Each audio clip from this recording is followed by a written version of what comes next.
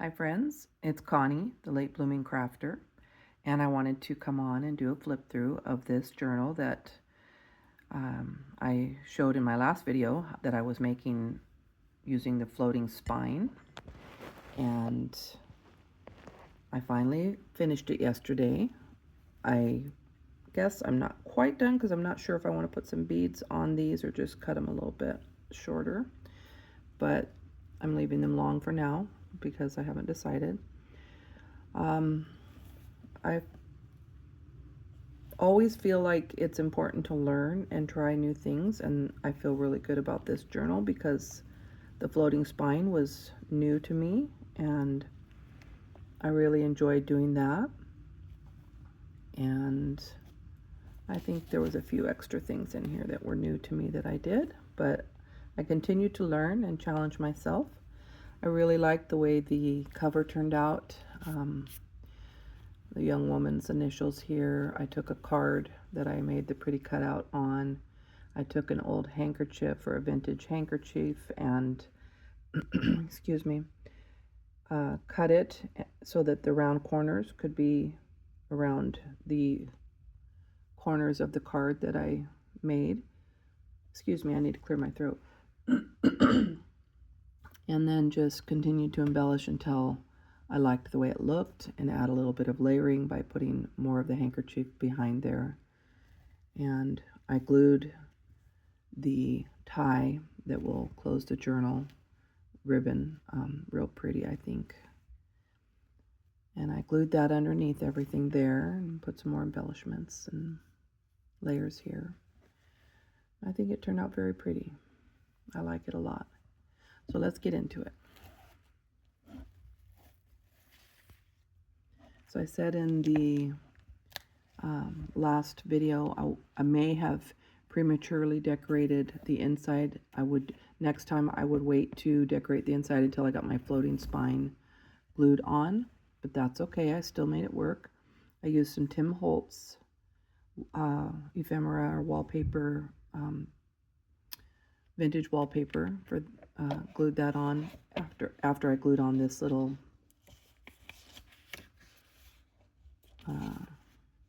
just tore some papers and put them in this. I had this left over from another. It's vellum that was folded, and I thought that was kind of cute.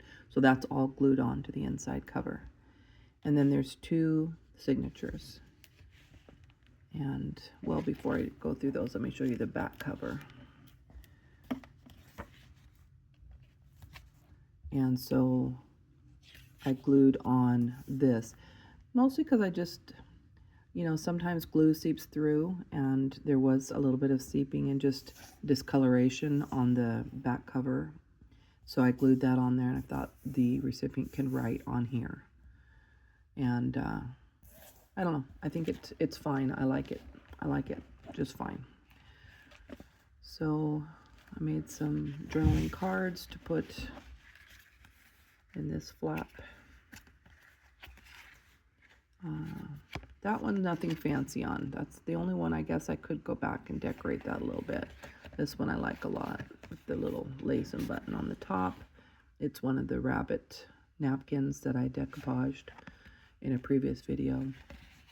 So I still may go and kind of do a little decoration on that. I think, there's one or two things I could still improve on. I wish my lighting was better.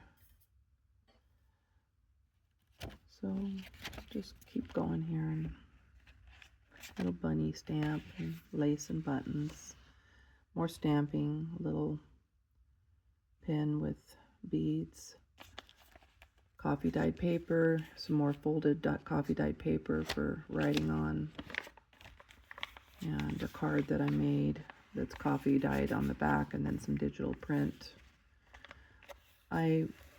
To strengthen some of my coffee dyed paper in the past, I put some ribbon on it.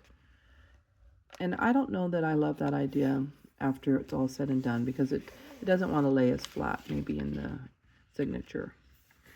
But I also did it because I felt like sometimes when I would sew in a signature, the pages wanted to the holes would get larger. So that was just something I wanted to try. Again, I'm just trying new things all the time and seeing what I like and don't like. some pretty cards that I made, and embellished. I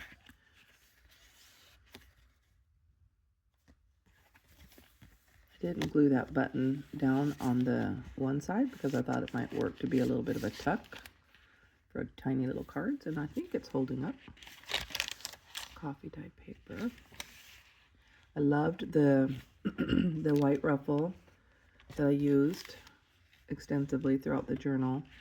Just is such a clean look, and as much as I love grungy and shabby chic and all that, I just really loved the clean look and thought it went well with this style of journal. It was just kind of like, to me, this fabric was more of like a 70s maybe look, and just kind of, I don't know. And this was a card that I made, but I glued it on here just to decorate this page a little bit and strengthen the edge. And I had made this card in the past with some coffee dyed on the back, and then digital, same here. And then this I just made kind of like an envelope. Oh, it was an envelope, yeah, and here's the clear, and I put some vintage Holly Hobby wallpaper, wrapping paper in there, and then just kind of collage on there with the rickrack. It turned out pretty cute. Some stamping. This is the middle of this signature. And then this is from my stash when I did like mass making of folded book pages from a flower book, and then put in some Tim Holtz matching cards. Did a little ribbon of the ruffle, ribbon of the some vintage fabric, some flower embellishments, and a little bit more of that handkerchief there. A little belly band. I kind of think I need to put just a little bit more on here. And then that's that vintage Holly Hobby paper that's really pretty. Some more journaling space.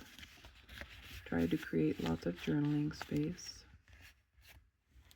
I love embellishing, but I also like having some clean, nice places. I really loved how this card turned out. Some vintage velvet ribbon, and that vintage Holly Hobby, some gold ribbon up there.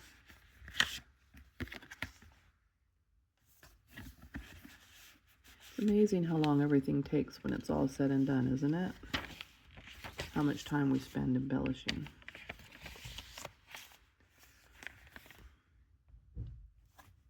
Glued that on for decoration. A little bit of paper in here folded to journal on. Another one of my rabbit cards, journaling cards. That was decoupaged napkin, and that was in a video a while back. And then matching Tim Holtz cards here. I made 3 pockets, just cutting paper, staggering the size a little bit. I stamped the back here. It isn't perfect, but that's okay. There's the middle of the book, the journal, and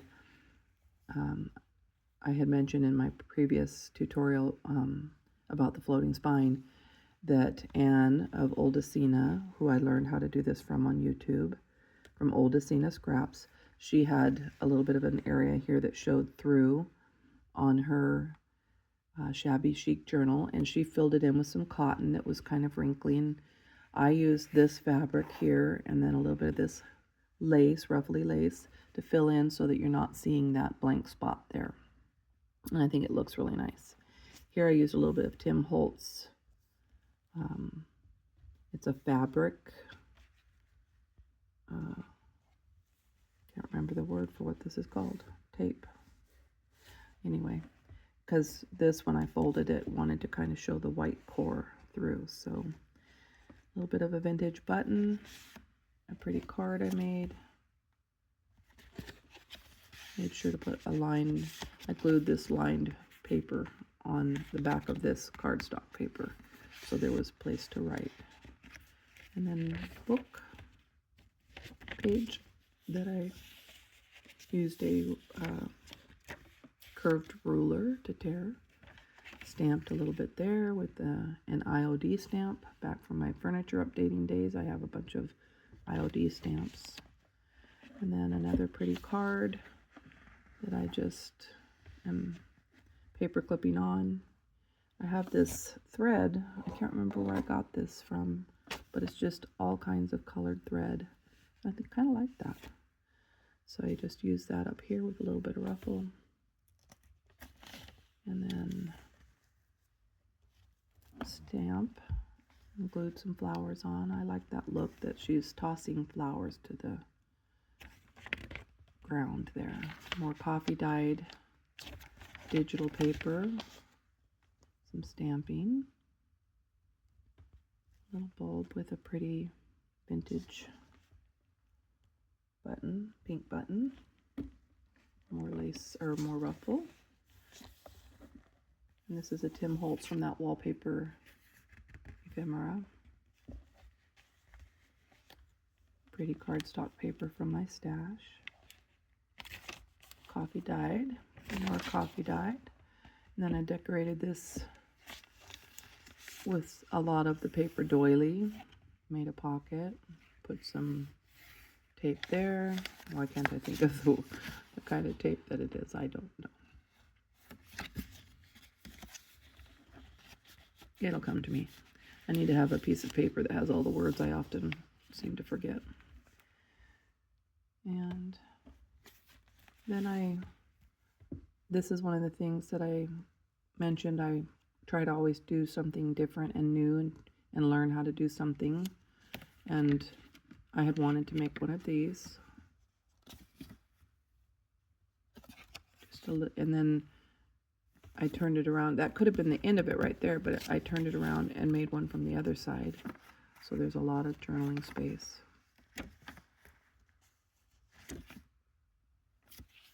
Sometimes you make these things and you don't even remember really how you made them, but because it's been so long. Anyway. And then I glued that on just to, again, make a little tuck spot and reinforce. Just put a writing paper in there, or journaling paper.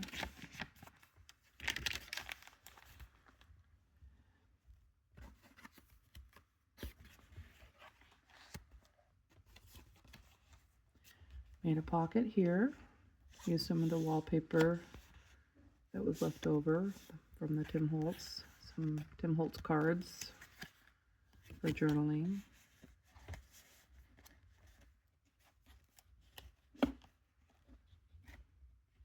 Stuck on something. Sorry about my hands in the way. I really like this, and this was another thing that I've always wanted to try, was using one of these to add on. Again, can't think of the word, but turned out really pretty.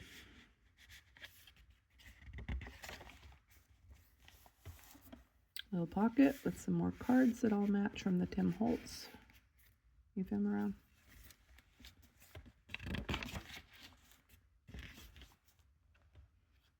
Another pretty card I made. Stamping and a butterfly glued on. More pockets that I created, and then I put in more Tim Holtz cards to match. This was a vellum pocket. And then another one of these that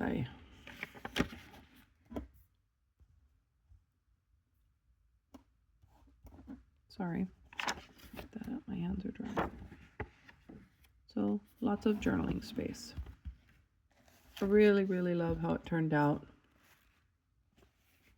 And I love that I learn and continue to learn new things because, as I've said, I'm a late blooming crafter, and it's all about learning and enjoying making beautiful things and sharing with you and hopefully inspiring you and showing you that if I can do it, you can do it. So Thank you for watching. I hope you enjoyed my video of my latest junk journal, and hope to see you soon. Not sure how soon it will be. Like I said, my son's got some health issues, so he's moving home.